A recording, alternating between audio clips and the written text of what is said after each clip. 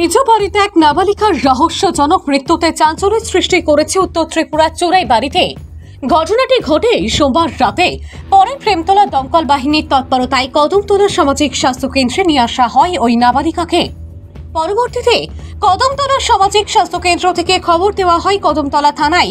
এতে সামাজিক স্বাস্থ্য কেন্দ্রে ছুটে আসে পুলিশ। তারা বাড়ির লোকজনদের কাছ থেকে বয়ান লিপিবদ্ধ করে মৃতদেহ ময়নাতদন্তের পর আজ মৃতদেহ তুলে দেয় পরিবার পরিজনদের হাতে। মৃত্যুর কারণ নিয়ে ধোঁয়াশায় রয়েছে পুলিশ সহ গোটা পরিবার। ময়নাতদন্তের রিপোর্ট আসার পরই মৃত্যুর কারণ বের হবে বলে সকলের ধারণা। গোটা ঘটনায় শোকের ছায়া নেমে আসে বৃহত্তর চোরাই বাড়িতে। ভানুচন্দ্রের রিপোর্ট, আসাম প্রাইম নেটওয়ার্ক। মূলত ফায়ার সার্ভিস আহত না, এটা ব্রড ডেড মৃত ব্রড ডেড রোগী। ফায়ার সার্ভিস ইমার্জেন্সিতে নিয়ে এসেছে, তো পরীক্ষা নিরীক্ষার পর দেখা গেল এটা অলরেডি এক্সপায়ার রোগী। আমরা কদমতলা পিএসকে ইনফরমেশন করেছি ময়নাতদন্ত এবং ফার্দার মেডিকেল লিগাল ম্যাটারগুলো দেখার জন্য। তো পুলিশ এসেছে, এখন ইনভেস্টিগেশন চলছে, দেখা যাক ময়নাতদন্তের পরেই বলা যাবে।